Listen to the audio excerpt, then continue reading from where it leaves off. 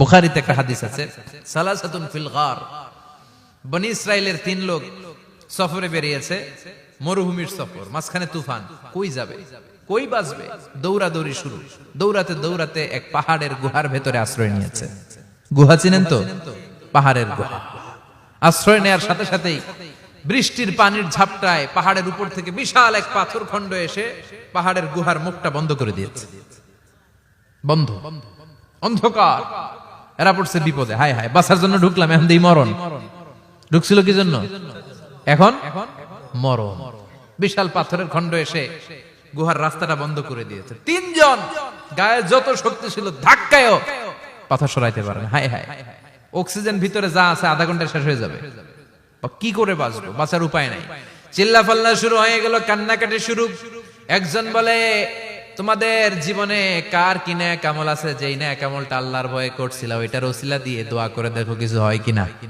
সুবহানাল্লাহ কোন? এটাই উপায়। একজন হাঁটু গেড়ে চোখের পানি ছাড়া শুরু করছে, দোয়া শুরু করছে, আল্লাহ আল্লাহুম্মা কানাত লি আবাওয়ান শাইখান কাবীরা, আল্লাহ আমার বাবা মা ছিল বৃদ্ধ বৃদ্ধা, আমি পেশায় রাখাল, সারাদিন ছাগল চড়িয়ে রাত্রিবেলা দুধ আনতাম, সবার আগে আব্বা আম্মারে দিতাম, এরপরে আমার ছেলে মেয়ে, এরপরে স্ত্রী। একদিন গভীর রাতে এসে দেখি আব্বা আম্মা ঘুমায়। দুধের বাটি নিয়ে আব্বা আম্মার মাথার সামনে দাঁড়িয়ে রইলাম। ছেলে মেয়েগুলো আব্বা এসে বলে, আব্বা দুধ দাও। আমি বললাম পরে, আগে আব্বা আম্মা খাবে, তারপরে তোরা। ছেলে মেয়েগুলো কান্না জুড়ে দিল, আমি দেই নাই। ফজর পর্যন্ত দাঁড়িয়ে রইলাম। ফজরের আগ দিয়ে আব্বা আম্মা ঘুম থেকে উঠে দেখে তো আমার অবাক, কিরে বাবা দাঁড়িয়ে কেন? বললাম প্রতিদিন দুধ খেয়ে ঘুমাও, আজকে আগে আগে ঘুমিয়েছো, দুধ খাও নাই, তোমাদেরকে আগে দিব বলে দাঁড়িয়ে রইলাম। আল্লাহর ডেকে বলে, আল্লাহ ওই দিন সারা রাত দুধের বাটি নিয়ে মা বাবার শিওরে আমি দাঁড়িয়েছিলাম। ফজরের সময় আব্বা আম্মারে দুধ খাওয়ালাম, তারপরে ছেলে মেয়েদেরকে দিয়েছিলাম, তারপরে স্ত্রীর মুখে দিয়েছিলাম। ও মাবুদ, ওই দিনের এই কাজটা আমি দুনিয়ার কাউরে খুশি করার জন্য করি নাই, শুধুমাত্র তোমার খুশি ছাড়া। ওই রাতের ইবাদত যদি তোমার দরবারে ভালো লেগে থাকে, ফাফাররিজ আন্না মা নাহনু ফি, আজকের বিপদের দিনে কেউ বাঁচানোর নাই, তুমি আমাদের বাঁচাও। ফানফাজারাত, মুহূর্তের মধ্যে 1/3 বিশাল পাথর খণ্ডটা 1/3 ডান দিকে সরে যায়, এক পাশে সরে যায়।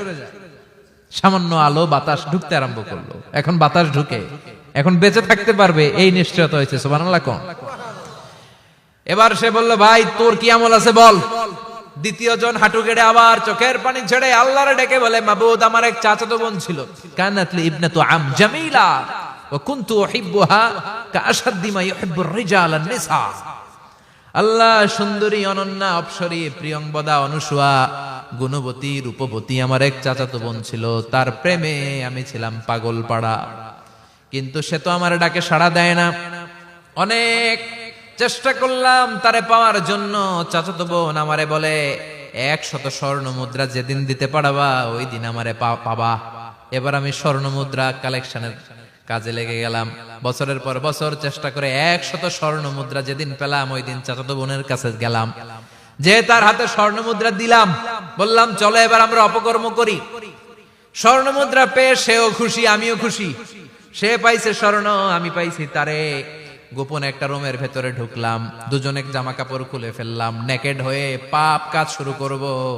ইন দা মিন টাইম আমার চাচাতো বোন আমারে বলে, ও আমার চাচাতো ভাই, আমারে তুই আমার সতীত্ব তুই নষ্ট করে দিস না, ইত্তাকিল্লাহ, আমার সম্ভ্রম তুই শেষ করে দিস না, ইত্তাকিল্লাহ, আল্লাহরে ভয় কর। আল্লাহ, ওই মুহূর্তে ফিরে আসা কঠিন কঠিন, কিন্তু ইত্তাকিল্লাহ, আল্লাহরে ভয় করে, এই শব্দটা যখন শুনলাম আমার ভিতরটা কেঁপে উঠেছে। আমি মুহূর্তে তোমার ভয়ে জামা পড়ে ওই রুম থেকে চিৎকার মেরে বেরিয়ে গিয়েছি। আল্লাহ, সেদিন আমি পাপ কাজ করি নাই, সেদিন আমি মনের খায়েশ মিটাই নাই, তোমার ভয়ে সেদিন আমি দৌড়ে পালিয়েছি। ওই দিনের ইবাদতটা, আমলটা যদি তোমার কাছে ভালো লেগে থাকে, ফাফাররিজ আন্না ফিমা নাহনু ফি, আজকে যেই বিপদে আছি তুমি বাঁচাও।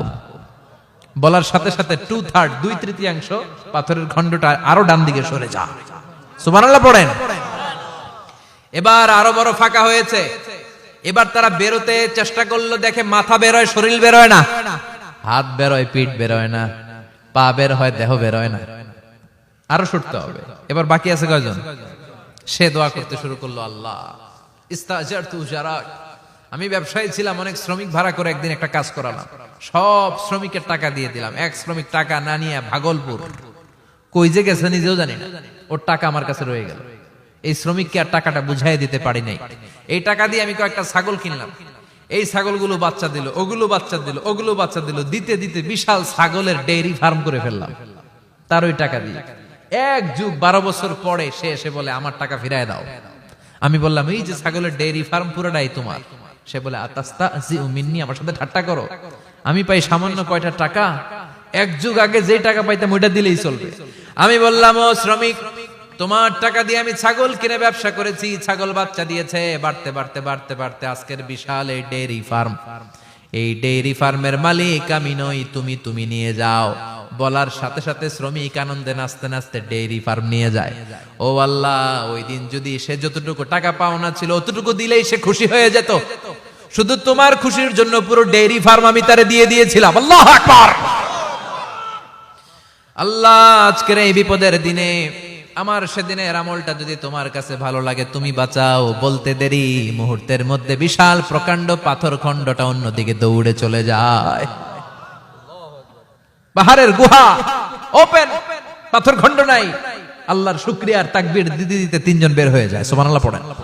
সহিহ বুখারীর বর্ণনা, সহিহ হাদিস। নিজের এমন কোন নেক আমল যদি থাকে যে আমলটা শুধু আল্লাহর জন্য করেছিলাম, ওই নেক আমলের ওসিলা দিয়ে দোয়া করলে দোয়া কবুল করবে কে? করতে রাজি আছেন তো? প্রতিদিন শতবার তাওবা ইস্তিগফার পড়তে রাজি আছেন?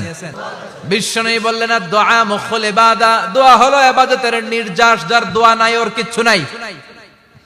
দোয়া করেন নাই তো নামাজে কাজ হবে না, দোয়া করেন নাই রোজায় কাজ হবে না। কথা কোন?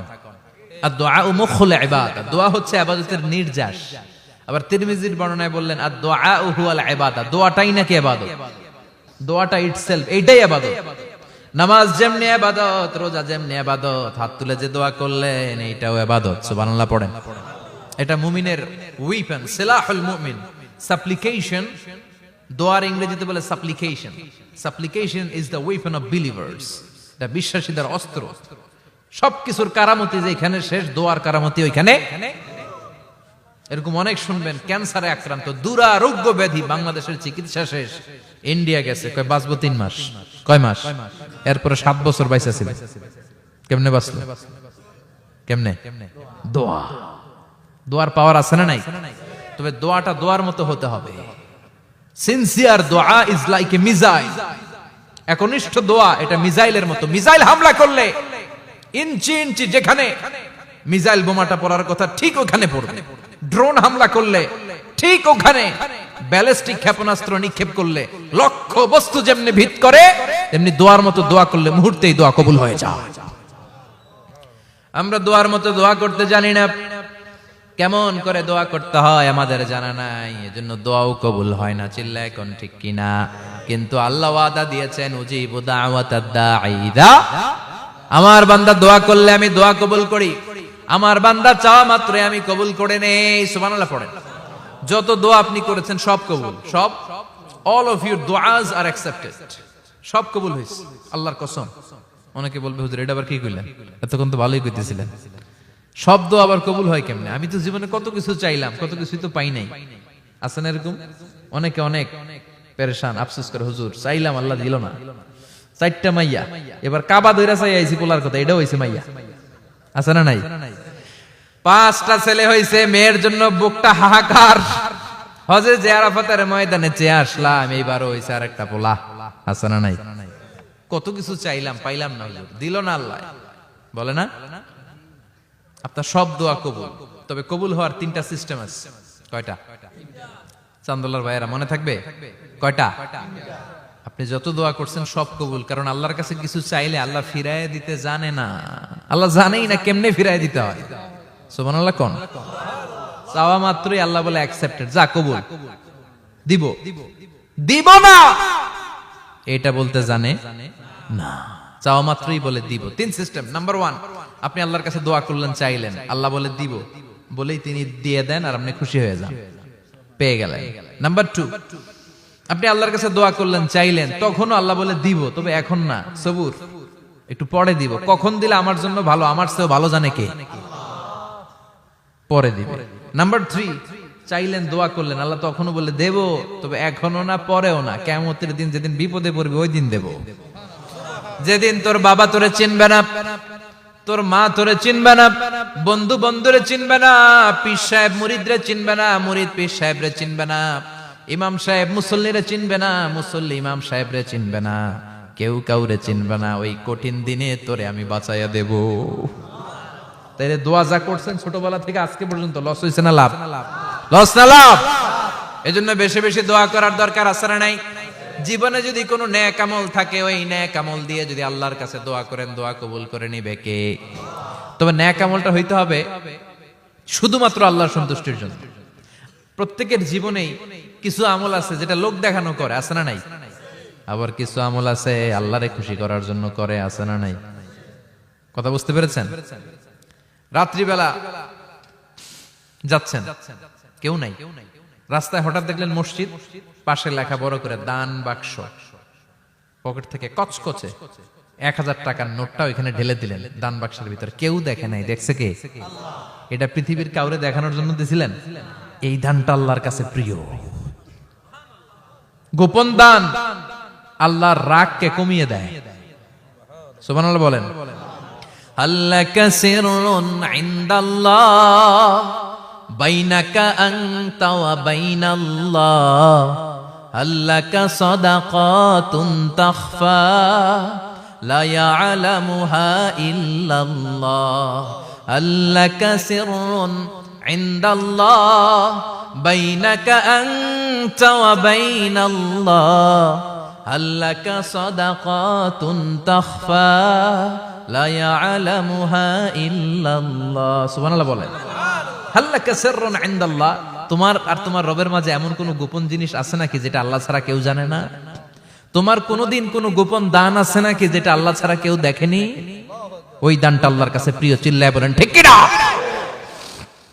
এরকম কোন গোপন আমল দিয়ে যদি আপনি আল্লাহর কাছে ওসিলা করে দোয়া করেন, আল্লাহ ওই কঠিন বিপদের দিনে এই আমলটা করছিলাম শুধু তোমারে দেখানোর জন্য, এর ওসিলায় বাঁচাও, বাঁচাবে কে?